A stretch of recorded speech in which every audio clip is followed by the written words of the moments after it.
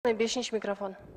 Бүтін Кыргызстан Мадумаров. Урматтуу кесиптештер, урматтуу төрөгалык кылуучулар, сиздерге да тиешелүү улам алмашып, кимге кайрыларды да билбей калдык. Мына көп суроолор берилди да, 2,5 саат. Бирок бир чекти, бир үтүрүнү алмашкан жок.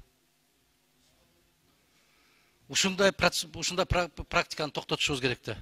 Мен атайын күтүп отурдум, ушул акыркы киши сүйлөп алсынчы, жаман көрүнбөйүн дедим да. Мындай бир эффективдүүрөөк иштегенге аракет кылбайлыбы?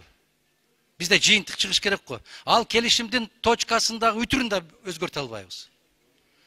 Азыр айттым мен, дөңгөлөгүн каерден жылдейсиңер? Канча болт менен быштылат экен? Шопурларды кандай кийинтиресиңер? Ал жогорку кеңештин жумушу эмес, айланайын кесиптештер. Биз принцибинде карашыбыз керек. Жактырабызбы, жактырбайбызбы? Бүттү. Анан кандай май менен майлайт, кандай кылып жүргүзөт, ал бул кишилердин жумушу да. Эгерде биз ар бир маселеге ушундай болуп, ийне жибине чейин кирише берсек, жогорку кеңеш өкмөттү алмаштырып калбайбызбы биз? Анда тазалык кызматына барбайлыбы биз? Келгиле мыйзамдын тегерегинде иш кылалычы, мыйзамды талкуу кылалычы, айланайындар.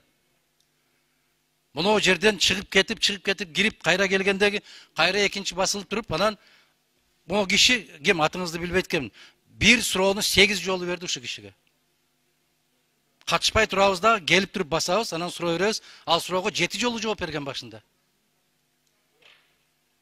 Урматтуу төрагалык кылуучулар, же тартипке салгыла, же айткыла, давайте ушул чарбалык иш менен аракет бололу.